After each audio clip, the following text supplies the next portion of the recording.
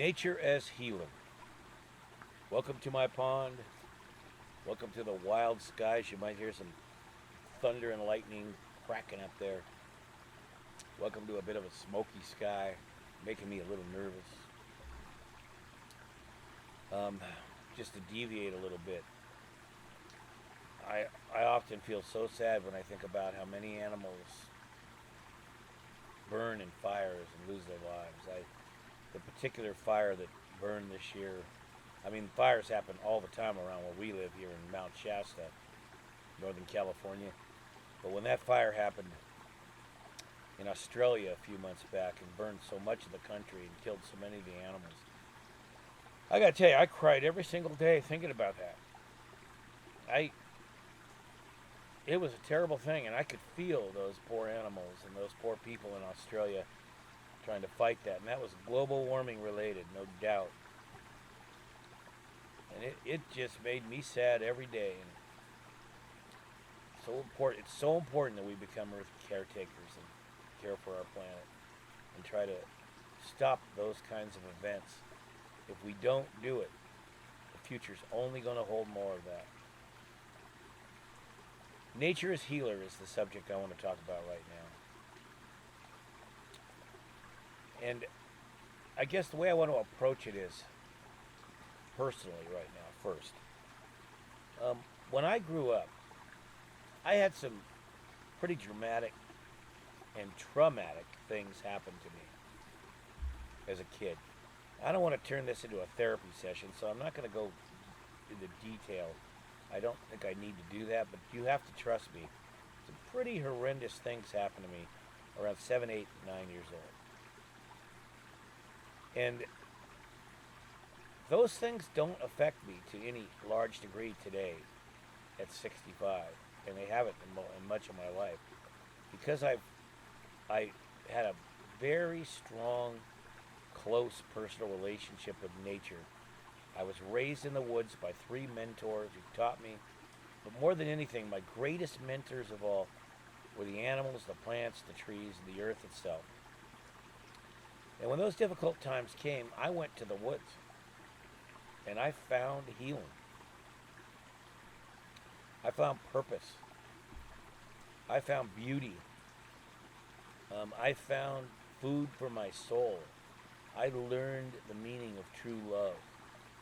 I learned what it is to be committed to a higher purpose. I learned the gift of life is on this planet is truly the greatest gift you could ever imagine. I learned how trees could talk to me, how plants could talk to me, how water could talk to me. And I learned how to be with those things and let them into my being and fill me up with love and the gifts that they have, that so many of them are in the mystery world. I can't even tell you what they are, but they're there. I never was without friends in nature. I had animals and plants, countless. And so as I went through those testy, difficult times, the earth held me close and protected me and cared for me. And then as I drifted away from those difficult times and grew into my older childhood and being a teenager and then a man and making my way in the world, the earth, the healing earth, really allowed me to have an incredible life. It really allowed me to have a wonderful life. Without it, I got to tell you folks, I don't know what would have happened to me. I don't think I would be a very good person today. I think I'd probably be a real problem. So that's my truth with that, okay? And I've seen in my school, I've had many young people come and adults come to my school over and over 35 years. And I've seen nature heal them. I had one woman once who came and she was struggling with some things that I never even knew what they were, but I know they were huge, that had happened to her when she was young. And I kept saying, just go out in nature and talk to the trees, just go out. And I'd give her the skills, I'd teach her all the skills needed. But then, like so many things in life, she had to put the time in. We call it dirt time. She had to put the dirt time in on her own. And that's something I see that so few people today are willing to do. Put the time in. And that's different for every person. And so, and if you put the time in, then you'll have epiphanies, moments when it'll all come together and you can grab onto it. And if it's the healing aspect of nature you need, that will be the epiphany. And one day she comes back after being out in the woods for a few hours and she's crying her eyes out. And I'm thinking, oh my God. You know how it's one of those crazy things in life, right? Crying can be a beautiful thing you do for happiness or a terribly sad thing from something traumatic. Go figure that one out, right? That's another Tim Talk, which I don't know if I'm qualified to give that one. That's what I put in the realm of mystery. I think that part. But she comes back crying, and I thought, immediately it was something wrong. No, she was happy. I said, what? And she said, I finally felt, it happened to me. I finally felt like I belong, like I'm one with the earth, like there's no separation. She had been feeling, like so many do in nature, separate from. Loving the trees, loving the plants, loving the animals, observing it, but outside.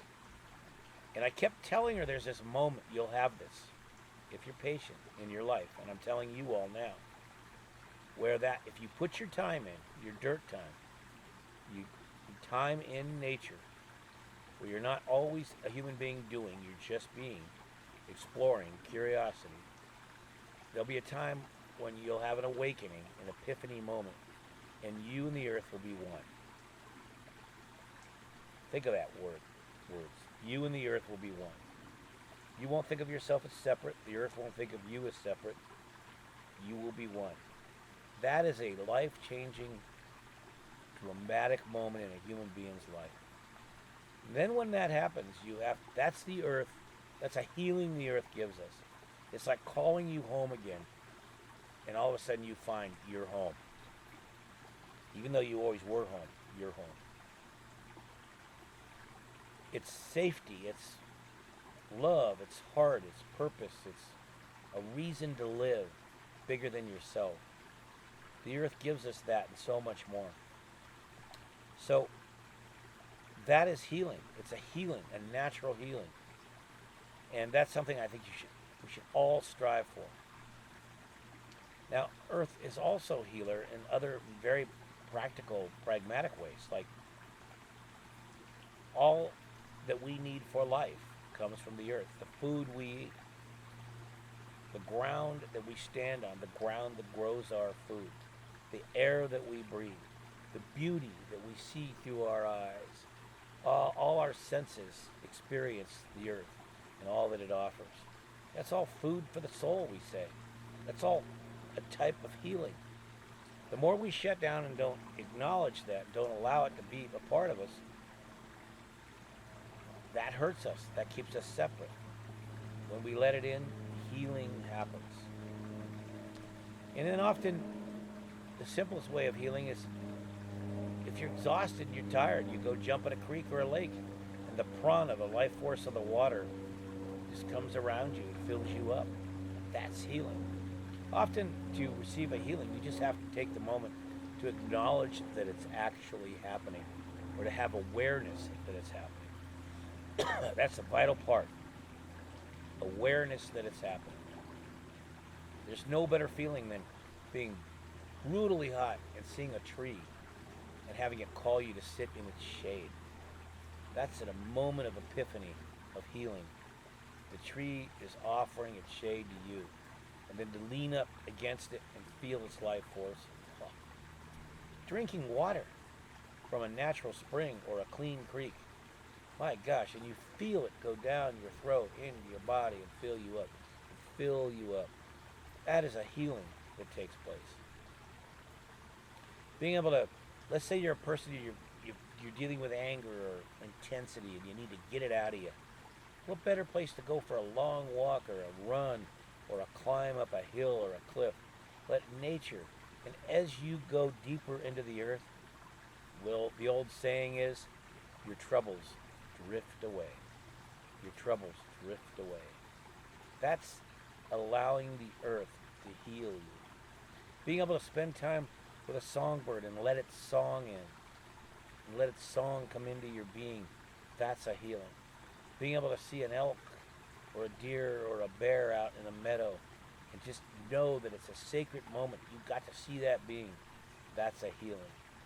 Being able to let a honeybee buzz around you and then watch it go to a flower and extract pollen and make the magic of life that bees do and know that you're a part of that life. That's a healing. You can see I can go on forever. And you all have your own experiences. You don't need to hear them from me. So much of receiving healing from nature is taking the time to acknowledge that that's what's happening. And the cool thing is, many more things also happen at the same time. It doesn't have to be just one thing. If you know you need a healing, if you know you're hurting, think of nature as a place where you can go get it. And if you need it also from your fellow Homo sapien, human being, two-legged, as the animals call us, then take your dearest friend or someone you care about with you into nature and get that healing from them and nature at the same time. Go for a walk with someone you care about. We talked earlier about telling your story. Tell your story to someone while sitting in nature and receive a healing just through telling your story and having someone listen to it and knowing at the same time the trees, the plants, and the animals are listening to it. I've told my story directly to trees before, knowing they're listening, to earth spirits, knowing they're listening. I've talked to the woods. I talk to nature, and I receive healing. Healing can be something that has to do with something very traumatic that happened to you, very substantial, or it can be that you just need a good friend or to be heard. There's all levels of it. It doesn't have to be overly traumatic, although it can be, and it can help. I know I recently, 8 months ago, I had open heart surgery. They replaced my mitral valves. I was terrified. I walked every day in the woods before that operation. And there's times when I thought I was going to die. I thought I was a dead man. And I knew I had to go and receive the magic of the surgeon and the nurses and trust. I walked every day in the woods before that. But a part of me just was so terrified. And it's the earth, the walks with the trees and the plants. And they kept saying, you're going to come home to us. You're going to be back. And I wanted to believe that. And they kept me calm. They kept me from really going crazy. And the day I went in for the surgery, I was in the hospital. I had it, and I was in the hospital for a week after, and I came home. And a huge part of my healing was the two wonderful people that cared for me. My wife, Jean, and Julie, our caretaker here. And a lot of it was that I was also on the land that I love and that I caretake. The earth keeper cared for me, the earth spirits, my familiar trees and plants, my dogs. All of it helped to hold me as I've now, 8 months later, a long way back to being okay. And part of it is that I should wrap this talk up by saying that I allow the healing to take place. Like, healing is a two-way thing. And I say it this way. Let's say I want to, someone cuts themselves, or I cut myself. Someone cuts themselves. And I want to give them some of the energy of my body. So I put my hand over and help them and visualize it healing. It's important for them on their side, the one who's wounded, to see that wound healing and to work with me 50-50. It's a partnership. If you go out into nature and you want to receive a healing for something, then you have to do your part. You have to see it happening. You have to be open to receiving the healing. You have to do the thing that it needs to be done to care for what it is. You have to do your 50%. And then the earth, the plants, and the animals will do theirs. Does that make sense? That's really, I think it's one of the most vital parts of this talk. You have to be your own healer. And you have to work with whatever is helping you to heal by giving it the power of your belief, your trust, your willingness to heal, your wanting to heal, your believing you can heal, and allowing it to happen. Get your logical mind out of the way. Get your negative thoughts out of the way. Get your preconceived ideas out of the way. And this is another really important gift of this talk, be in the moment as much as you can when the healing takes place. No past, no future. In the moment. In the moment. Totally present with the situation, and it will be much more powerful. And if for some reason a healing doesn't take place, or you don't think it did, you don't feel it, whether it's emotional, physical, or both, don't get angry. Don't give up. Some things take time. There's the mystery again. We bring back the mystery of, who knows? Some things happen, boom. And some things take a lot of time. But I truly believe nature is, and the earth itself is the greatest of all healers. It's our earth, folks. It's our wonderful sacred earth. How could she not be? And if we just get out of our own way and allow her to do her work, to all the incredible beings that live upon her, or her herself, and those incredible beings include humans, then really anything is possible. There are no limits, as we've said many times.